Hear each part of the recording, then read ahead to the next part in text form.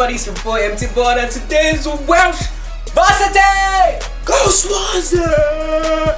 Yes, today is the Welsh Varsity, and in the spirit of the Welsh Varsity, I thought I'll give you guys another Naija Chronicles, seeing as Swansea colors are green and white, just like the Nigerian flag. So without further ado, let's get into this video. Now see, I haven't always been this good looking chocolate god of a brother you see in front of you right now. Actually, there's a point where I was what you would call a loser. Like, I was what I would even call a loser. Like, my current me will not hang out with 13 to 16-year-old me. Like, all my cringe moments happened in that space of my life. And by loser, I'm not talking about like society deemed me a loser because of this or that. I mean, I dressed badly, I smelled like Soulja Boy lyrics, and I was a deep nerd. Like, okay, not was. You know, it's not past, but you know, I was so lost in that sauce. Like, I used to run like this. Like, you know that Naruto run? Yeah, that was me. I was that guy. And because of this, I had zero luck with girls, like none. Actually, up until a point, but we'll get to that point anyway. So when I was 13, I'd recently moved into boarding school, and there were all these new different girls that I haven't, you know, seen before. Short ones, little ones, fat ones, skinny ones, light skin ones, dark skin ones, all kinds of women, my brother, all kinds of women. I don't know what the fuck that accent was. And in the first few weeks, there was this one girl. Hold up.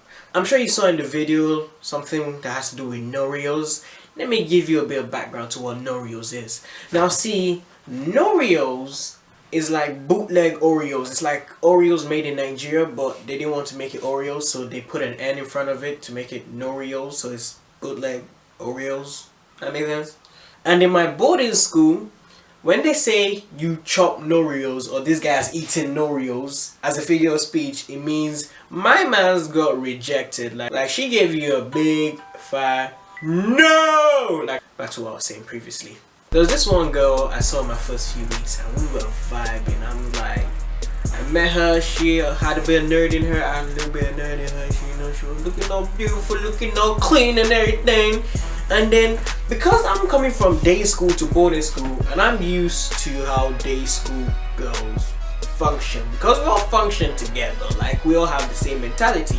But you see, in boarding school is a different ball game, and I personally blame my parents for this, because they both went to boarding school and they gave me no warning to how this system works. So mom, dad, this is on you. Anyway, a few weeks in, I'm like, I'm really feeling this girl, you know. I wanted to be my girlfriend. Now I built up all the confidence I had, which was a lot, because at this point in time, life hasn't slapped me in my face yet. So I walked up to her. It was after school. She was walking with her friend. I came and I was like, would you be my girlfriend? Now, okay. I have never been dropped so quickly in my life. And then word got around, obviously, because when the boarding school were all in this confined prison space. And from then on, I was known as Sir Noreos. I couldn't be given King Noreos because there was already another guy who was like a step above me. And I couldn't be like a normal peasant Noreos guy because there's another guy just right below me whose rejection wasn't as bad. But you know, it was whatever. She started dating this other nigga who knew how to dress and was hella rich. So I was like, yeah. But you see, I didn't let that discourage me. I started observing him. I'm like, okay, this is what you do. That's how you apply some cologne? Okay. Oh, you have to wash your shirts. Okay.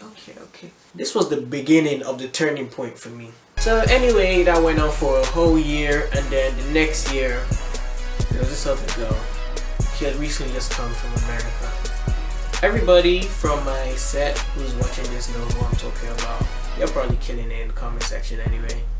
Anyway, she had just come in, and she was fine. I was feeling her. She's on YouTube too, actually.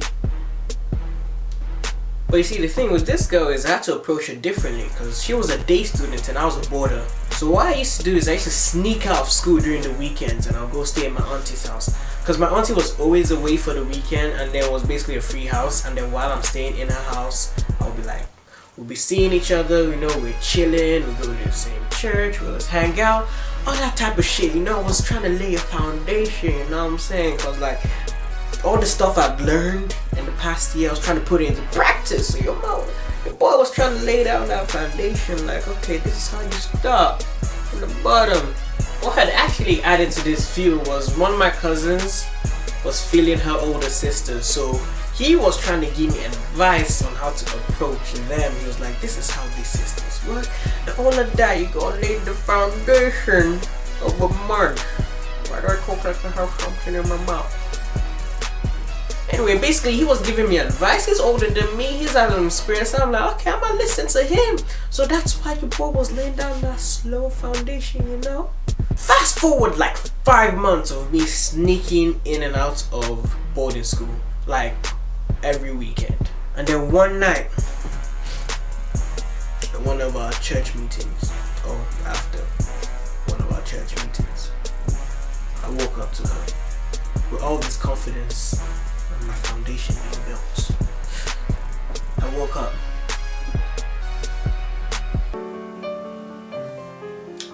Looked her in her eyes. I said, will you be my girlfriend? She laughed and said no, and then she walked off still laughing. I don't think y'all understand how embarrassing that was for me. It was my first friend zone experience, actually. At the end of it, we both got friend zone, like my cousin and I, like, we went back home, we looked at each other, we were like, alright, let's see this. Word got around, and yeah, the teasing continued. Basically, she ended up with this light-skinned nigga that I've never seen before in my life. Like, he wasn't in our school, she met him outside of school and she ended up with him. So that was strike 2.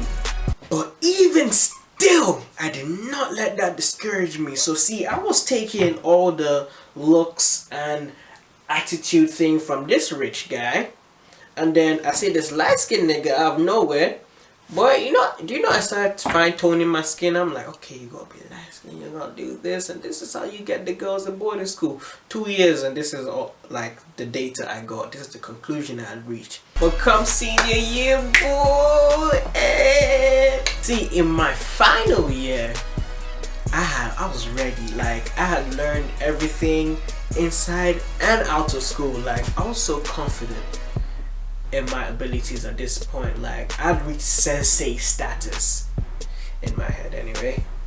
And then there was this girl, the prettiest girl I ever seen, man. She was so beautiful, and she was a bit different because I never really talked to her at first. I just used to see her from afar, and then over time she started talking to me. She was very nice, and then it got to a point where she would just enter my airspace and all that. The way I approached her was completely different because I wasn't as direct I was with the last 2 girls. Like, I'll see her, I'll be like a hey, hi kind of thing. Valentine's Day came, I sent her an anonymous gift. Her birthday came, I sent her a gift, and then at this point we started talking, and then we got to know each other. We're genuinely feeling each other. Like, it was fun. I could see she was having fun being around me, and I was having fun being around her. This one day, your boy pulled the same shit. Like, I built up all my confidence. I'd walked up to her, and I was like, this time, actually, I came with a rose. Because your boy was prepared, you know what I mean? I gave her a rose. I said, will you be my girlfriend? She looked at me ever so intently and was like, I just got off a recent relationship. You don't have to wait for me. Then I was like, it's okay, I can understand, like, take as much time as you need. But in my head, your boy was like,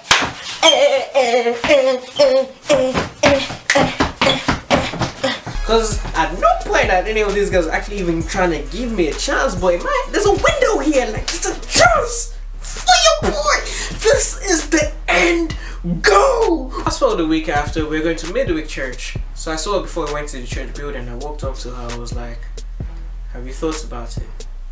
And then she was like, you know how I feel about you. I still need more time to think about it. Your boy also I'm not trying to be pushy. So I was like, okay, that's fine. Take all the time you need.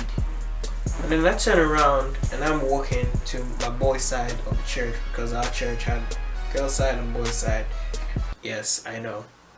And I was going into the church building, just walking in slow motion. But I was feeling good. The heavens had opened and I could see the light. And then she called out to me. Turned around and I was walking so slowly towards her. And from afar I saw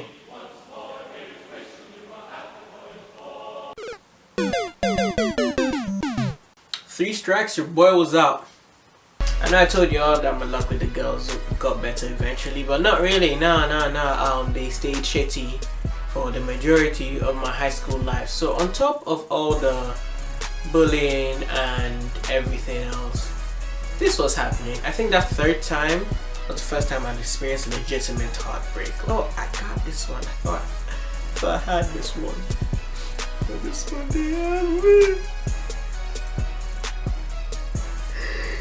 But you know, it's whatever. We move on, life goes on, and yes, actually one of those girls hit me up recently. I know you're watching this, trying to spit game. Your boy's cleaned himself up. Can't touch this. And you know, the moral of the story is there really was no moral to this story. I was just feeling a little bit salty.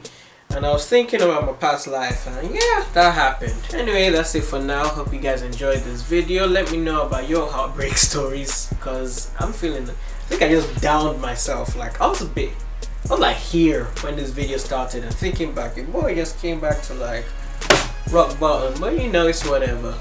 Do you have any other breakup stories you'd like to share with me? Let me know in the comments down below. Like this video if you did, share with your friends, subscribe, and follow me on Twitter. Recently I've been a lot more active than I have been, and it's kind of fun on there. So yeah, come through, it's lit. Come join me on Twitter, follow my Instagram.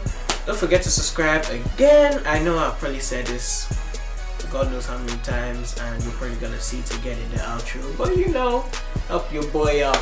It's your boy MTBod, and I'm gonna catch you guys laters.